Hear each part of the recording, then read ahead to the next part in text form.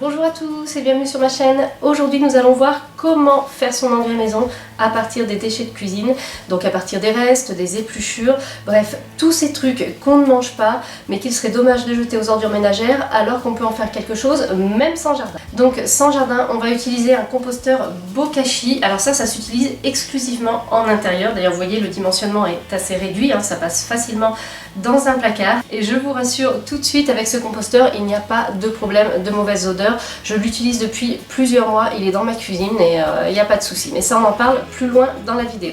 Donc celui-ci c'est la marque Ozlock Pure qui me l'a envoyé il y a quelques mois. Il est livré avec son activateur, la petite pelle pour doser.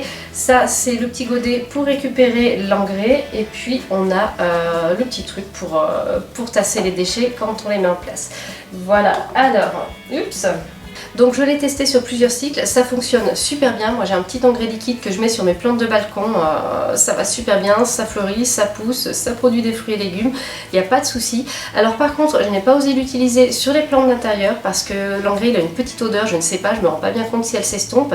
Si jamais vous avez un composteur Bokashi et que vous utilisez l'engrais sur vos plantes d'intérieur, je veux bien voir votre retour en commentaire pour savoir un petit peu si ça va ou si ça laisse une odeur. Comme j'en suis super contente, avec Ozlock Pure, on a décidé de vous faire gagner un composteur Bokashi. Donc si ça vous tente, rendez-vous sur ma page Instagram pour un jeu concours qui est déjà en ligne. Je vous résume le principe, on a un récipient hermétique, donc le seau, dans lequel on va alterner les couches de déchets organiques découpés en petits morceaux avec des couches d'activateur. Donc on saupoudre de l'activateur, tout simplement. Alors il n'y a pas de petits verres avec ce composteur, si jamais ça vous fait peur d'avoir un composteur avec des verres en intérieur, il n'y a pas de petits verres, c'est l'activateur qui fait le travail. L'activateur c'est un mélange de son de blé, de mélasse et de micro-organismes.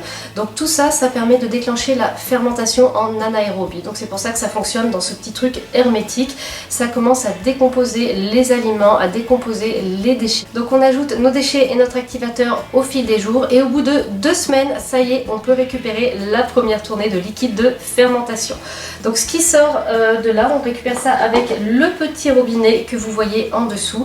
Et ce qu'on récupère, c'est un liquide de fermentation. Attention, il faut le diluer impérativement si on veut s'en servir sur les plantes au centième ou au 200e suivant l'usage qu'on va en faire. Si on ne dilue pas le liquide de fermentation, il est bien trop puissant pour être utilisé tel quel sur les plantes. En revanche, il peut servir à l'entretien des canalisations. Donc si vous en avez trop souvent et que vous n'avez pas beaucoup de plantes à fertiliser, vous pouvez très bien utiliser le liquide de fermentation pour entretenir vos canalisations. C'est toujours ça de prix.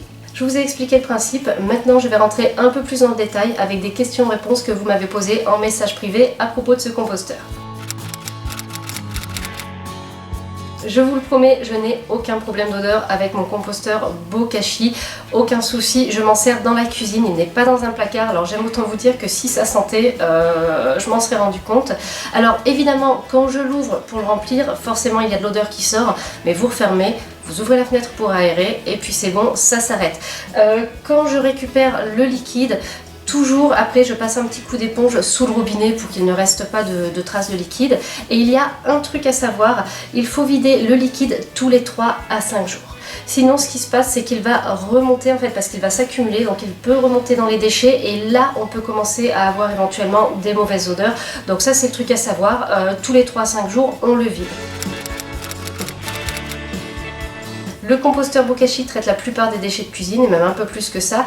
Je ne vais pas vous faire la liste complète, je vous mets une liste assez exhaustive ici. Je vais surtout revenir sur les points en fait qui peuvent poser question ou être un petit peu, je sais pas. Le premier point c'est qu'on ne met pas de fluide ni de liquide dans le composteur Bokashi.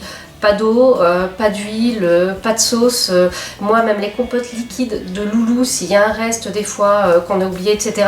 Quand c'est assez liquide, je ne le mets pas. Voilà, pas de liquide ni de fluide. On peut mettre des écorces d'agrumes dans le composteur Bokashi. Alors certains d'entre vous m'ont dit attention, surtout pas d'écorces d'agrumes. Je me suis renseignée, j'ai fait des recherches. A priori, quand on dit de ne pas en mettre, c'est à cause des pesticides en fait qui sont contenus dans les écorces. Donc si les agrumes que vous consommez sont bio, à mon avis, vous n'avez pas de problème de ce côté-là. Vous pouvez les mettre dans votre composteur. Ça ne devrait pas poser de soucis. On peut mettre des œufs et je me suis posé la question au départ, est-ce qu'on peut mettre les coquilles aussi? Oui, on peut mettre les coquilles, je les mets et c'est pas mal du tout de savoir que ça permet de se faire son petit engrais pour les plantes. Passons aux choses un petit peu amusantes. Est-ce que vous savez qu'on peut mettre des fleurs fanées? Alors ça, on n'y penserait pas au premier abord parce que ce n'est pas un déchet de cuisine.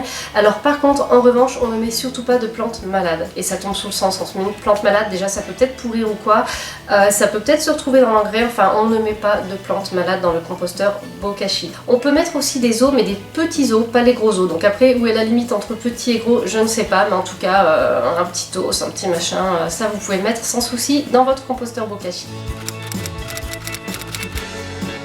J'ai commencé à en parler précédemment avec les écorces d'agrumes.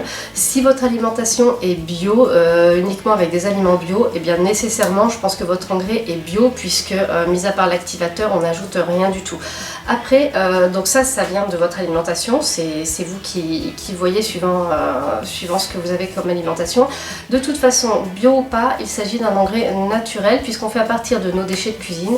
Il se décompose à l'aide de l'activateur, mais on reste quoi qu'il en soit sur un engrais naturel issu de la décomposition d'aliments en anaérobie. Oui, c'est normal. Le composteur Bokashi ne crée pas de compost à proprement parler, mais un digesta. C'est-à-dire que vos déchets ne vont pas changer d'aspect visuellement, vous avez l'impression qu'ils ne se sont pas transformés, mais ils se sont bel et bien transformés, d'où la production liquide. Alors ensuite, vous avez deux options. Ce digesta, soit vous l'enterrez dans la terre tout simplement, soit vous pouvez le mettre dans un compost. Et du coup, si vous n'avez pas de jardin, moi ce que je fais, c'est que je vais le déposer au compost de ma ville, enfin au composteur de ma ville. Il y en a souvent, il y en a de plus en plus dans les municipalités, il y en a aussi parfois maintenant dans les résidences. Donc ça c'est une option pour le récupérer après, pour l'user jusqu'au bout.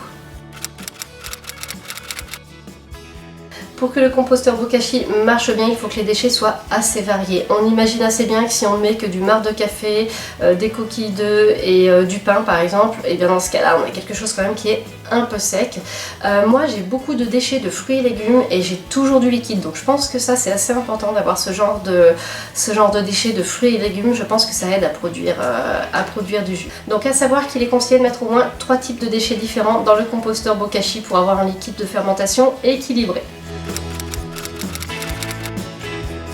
Une fois le composteur Bokashi rempli, il faut 2 semaines pour que les derniers déchets mis en place se décomposent. Donc à ce moment-là, vous ne pouvez pas en ajouter dedans puisqu'il est rempli et vous ne pouvez pas le vider tout de suite, sinon la décomposition n'a pas eu lieu. Alors les puristes achètent en général 2 composteurs Bokashi. Comme ça, ils commencent le suivant quand le premier est rempli. Sinon, pendant ces 2 semaines, vous pouvez mettre vos déchets au composteur si vous en avez un. Enfin bref, faire autrement. Mais effectivement, on ne peut pas l'utiliser en continu si on veut bien que tout se décompose. J'ai fait le tour de ce que je voulais vous dire. Si vous avez des précisions ou bien des questions, n'hésitez pas à les poster en commentaire. Et on se retrouve très bientôt pour une nouvelle vidéo.